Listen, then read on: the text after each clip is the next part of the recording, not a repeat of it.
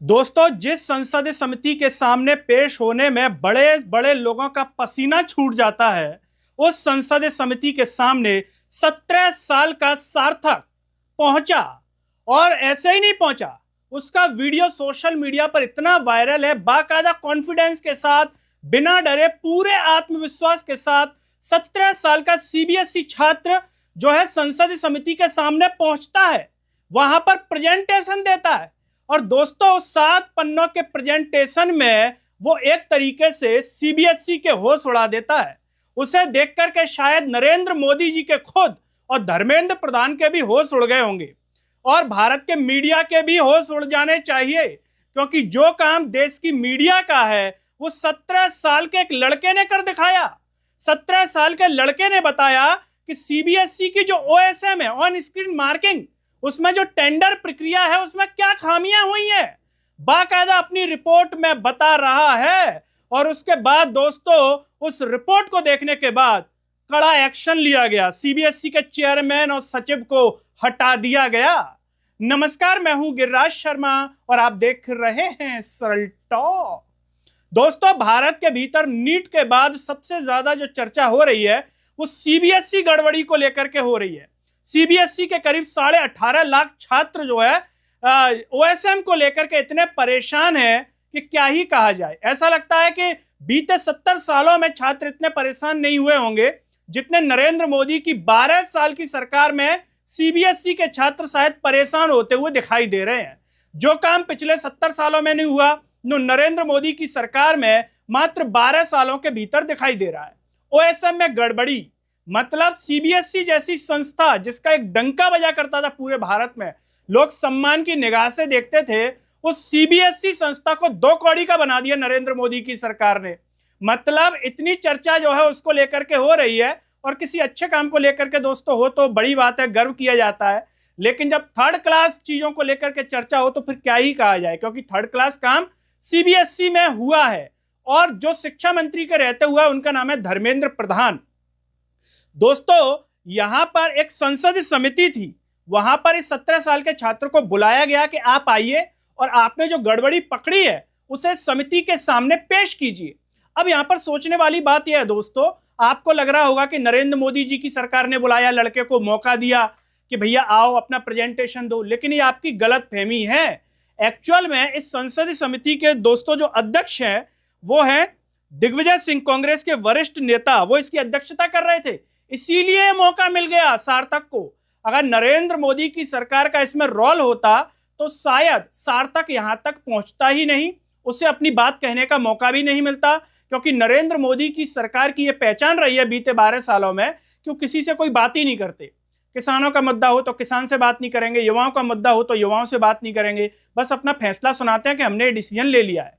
लेकिन यहां पर यह दिग्विजय सिंह की अध्यक्षता में हो रही थी, इसीलिए सार्थक को मौका मिल गया। ये मीडिया में, सोशल मीडिया पर लोग लिख रहे हैं, लेकिन मीडिया इस बात को छिपा गया है। जब आप अखबार पढ़ेंगे तो दिग्विजय सिंह का नाम नजर नहीं आएगा। तो जब यहां पर सार्थक एंट्री करता है दोस्तों, तो वो कॉन्फिडेंस के साथ चलता हुआ आता है कि उसे पूरा विश्वास है वो तो खामियों को खोल देगा, और उसका वीडियो सोशल मीडिया पर दोस्तों वायरल होता है। इसमें दोस्तों जो सार्थक है वो क्या करता है कि ऑन स्क्रीन मार्किंग के लिए जो वेंडर्स, कंपनियों का चयन करने की जो टेंडर प्रक्रिया है उसमें विसंगतियों को रेखांकित करता है और बोर्ड के सामने कई सवाल खड़े कर देता है। सार्थक की उस रिपोर्ट से कई सवाल खड़े हो जाते हैं, जिसे देख करके वहां उपस्थित जितने भी लोग होते हैं उनके भी होश उड़ जाते हैं कि बताइए, एक 17 साल के लड़के ने जो है ये करके दिखाया, जो बड़े बड़े लोग नहीं कर पाए वो 17 साल का लड़का कर रहा है। नरेंद्र मोदी की सरकार में हो रहा है ये सब। सोचिए, ये हमारे भारत देश की शिक्षा व्यवस्था के हालात हैं। और जब ये पूरा मामला होता है उसके बाद उनको भी शर्म आती है कि कुछ तो करें। धर्मेंद्र प्रधान का इस्तीफा तो ले नहीं सकते, इतनी तो कुब्बत है नहीं, दम है नहीं। तो कार्रवाई के तौर पर क्या दिखाया जाता है दोस्तों, सीबीएसई के चेयरमैन राहुल सिंह और सचिव हिमांशु गुप्ता को पद से हटा दिया जाता है।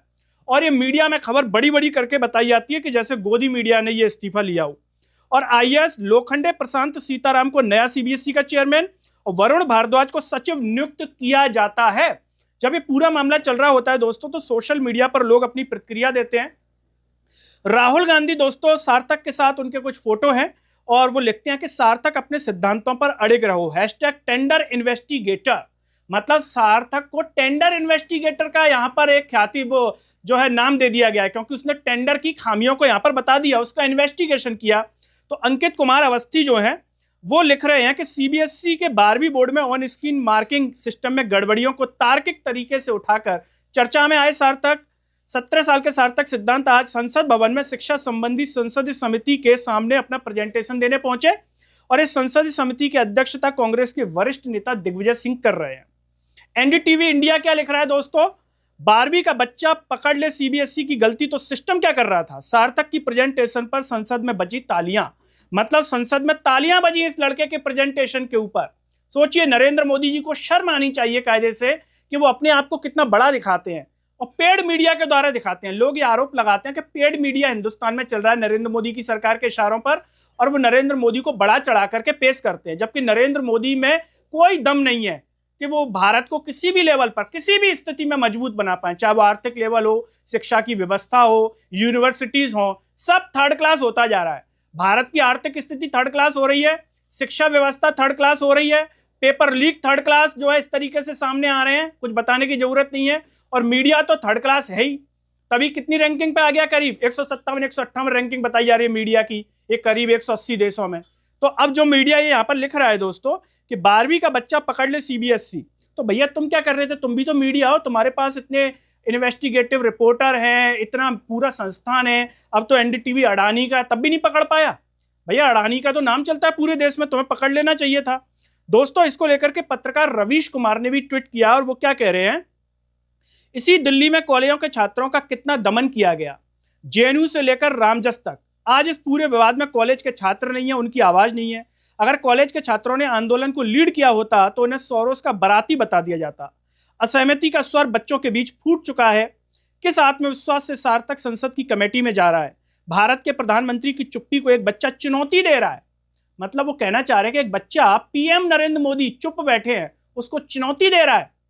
एक दिन इसी तरह कोई बच्चा अपनी प्रतिभा से ज्ञानेश कुमार का भी विश्लेषण करेगा। बिल्कुल सही बात है, जिस तरीके से एक बच्चे ने इतना बड़ा मामला खोल दिया जो बड़े बड़े मीडिया इंस्टीट्यूशंस और लोग नहीं खोल पाए, तो किसी दिन ज्ञानेश कुमार का भी विश्लेषण होगा कि ज्ञानेश भाई क्या कर रहे थे जब देश में पूरा मामला चल रहा था। तो ज्ञानेश भाई के राज में बोट कटिंग का क्या चल रहा था?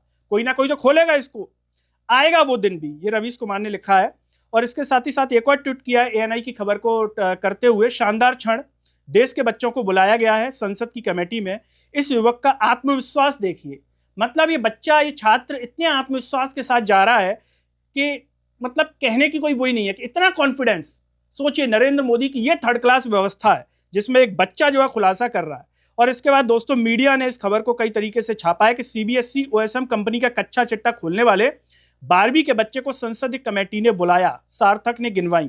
इस तरीके से मीडिया ने दोस्तों इस पूरे मामले को कवर किया है। इस पूरे मामले पर दोस्तों आपका क्या कुछ कहना है कि एक 17 साल का लड़का तो खुलासा कर रहा है, आखिर मीडिया क्यों नहीं कर रहा? क्या मीडिया गुलाम हो चुका है नरेंद्र मोदी की सरकार का, या मीडिया को पता है तब भी नहीं करना चाहता है?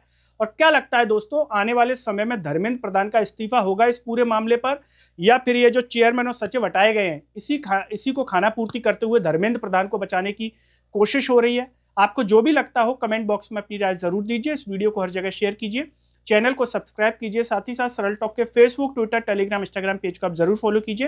अंत में सभी से एक अपील है दोस्तों, जब यूट्यूब पर आप ये वीडियो देख रहे होंगे तो नीचे जॉइन ऑफ थैंक्स का बटन होगा। अगर आप आर्थिक रूप से सक्षम है तो उन बटनों के द्वारा या फिर फोन पे के क्यूआर कोड द्वारा आप हमें जरूर सपोर्ट कीजिए, जिससे हम और बेहतर कार्य कर सकें। नमस्कार।